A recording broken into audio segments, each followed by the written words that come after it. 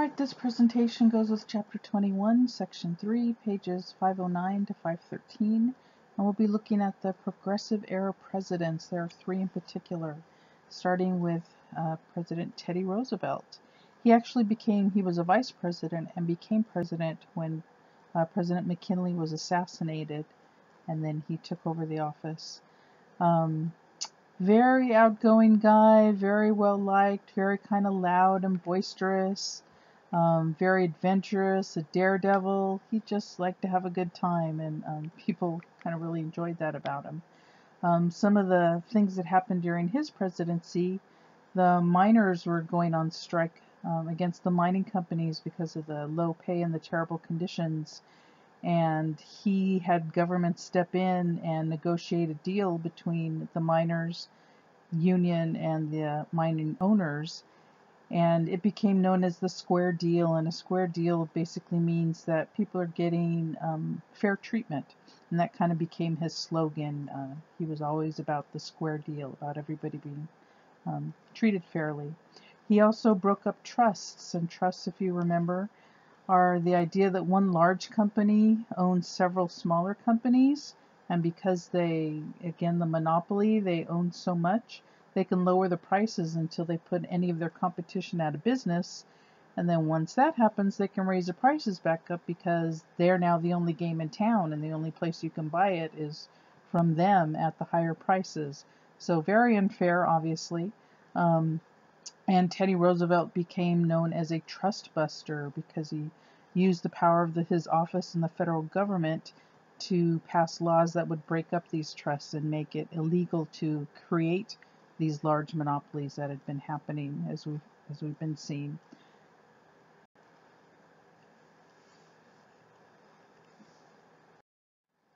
He was also very much known for his love of the outdoors. He was a hunter, a camper, an outdoorsman.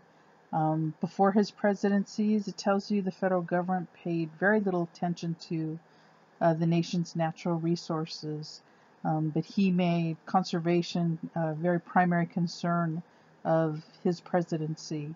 There's a picture there with him of John Muir, and John Muir, a very famous environmentalist as well, who took pictures and wrote books about Yosemite and the outdoors. So some of Roosevelt's accomplishments, environmentally speaking: he set aside 148 million acres of forest reserves. He established over 50 wildlife sanctuaries, created several national parks, Yellowstone National Park being the first, also Yosemite up in Northern California. So again, very well known for his conservation and environmental efforts. Also, by the way, the teddy bear is named after Teddy Roosevelt. Our next president is William Howard Taft, and he was handpicked by Teddy Roosevelt to be his successor. He was kind of ready to move on from being president, and he picked William Howard Taft to run for the office, and he actually won. He's the only American to serve as both the president, and then later he became Chief Justice of the Supreme Court. So two of the highest positions in the land were held by him. Some kind of funny stories about him: he was a very large man, well over 300 pounds, and he got stuck in the White House bathtub when he first moved into the White House. So once they pried him out, they had to order a larger tub and have it installed so he could comfortably get in and out of the bathtub. Some other kind of interesting facts about Taft: he was the first president to throw out the opening pitch at a baseball game. He also created the idea of the seventh inning stretch that we see during baseball games. And if you've seen the movie Titanic, he was president of the United States when that happened. He and Teddy had been very good friends. As we said, Teddy Roosevelt handpicked him to kind of be his successor, but they had a falling out. Roosevelt had left the country after his presidency, was traveling, and when he got back, he just wasn't happy with what was going on in the country, and he didn't think Taft was doing a very good job. So he decided to run against him and try to become president once again. Didn't work out though. Some other things while Taft was president, he was even a bigger trust buster than Roosevelt had been. Over 90 trusts were busted or taken apart during his presidency. He also established even more national parks than Roosevelt had done. However, there were a lot of scandals in his presidency, and he wasn't very popular among kind of the common folk. And that's a picture there of Roosevelt and Taft. So as I said, the 1912 elections are coming up. Roosevelt is back in town. He's not happy with Taft. He decides he wants to run for president. Well, Taft has already been given the Republican nomination. So now Roosevelt kind of has no party to support him. So he and some of his followers create their own party, and they became known as the Bull Moose Party or the Progressive Party, and they nominated Roosevelt. So then you had three people running. You had Taft, Roosevelt, and then the Democrats had chosen a former governor, Woodrow Wilson. And what happened basically is the Republican Party votes were split between Taft and Roosevelt, and Wilson's able to come in and win the election. Here's the map, shows you the election results. It wasn't even really very close. The Democrats and Wilson kind of swept the country. So Woodrow Wilson is our newest president. His progressive record is mainly in the areas of business.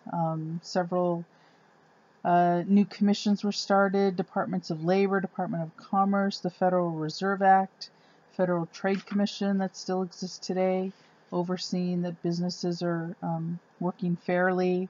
Again, more antitrust laws.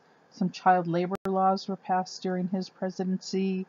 Federal workers' comp, the 9-hour workday for federal employees. So a lot of things going on during his presidency. When he came to office, he wanted to enact this program that he called the New Freedom, and he looked at primarily the trusts again to break up the trusts.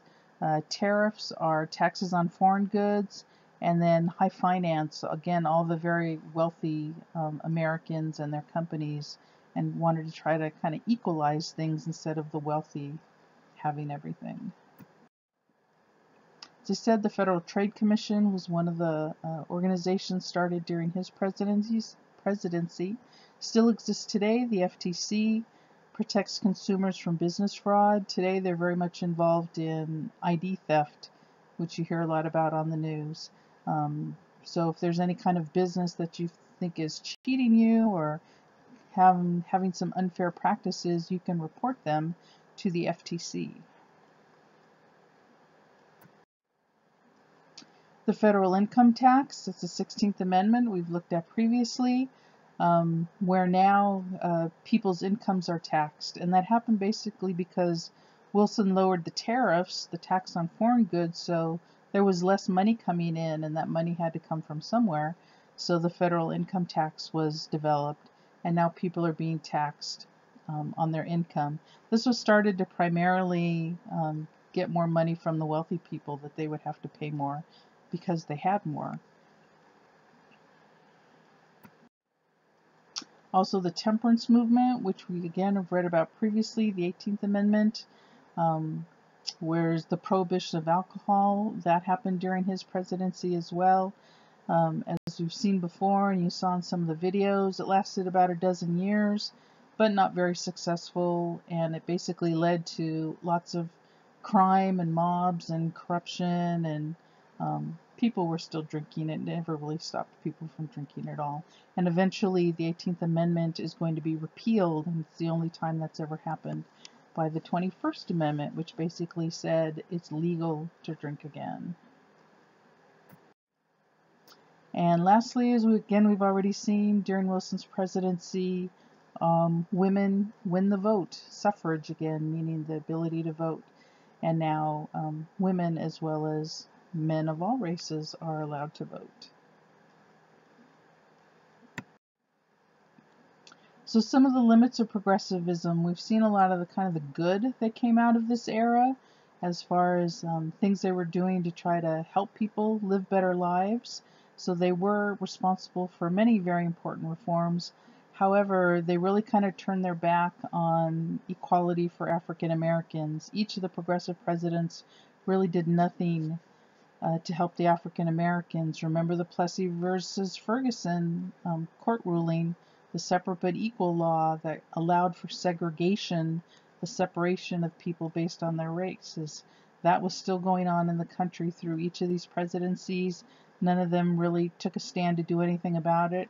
And in fact, the Ku Klux Klan started to kind of re-energize itself. And by 1920, they're marching down the streets of Washington, D.C. They're a very strong organization once again. So one of the kind of bad parts about progressivism is that each of these presidents really didn't do anything to help in the civil rights area.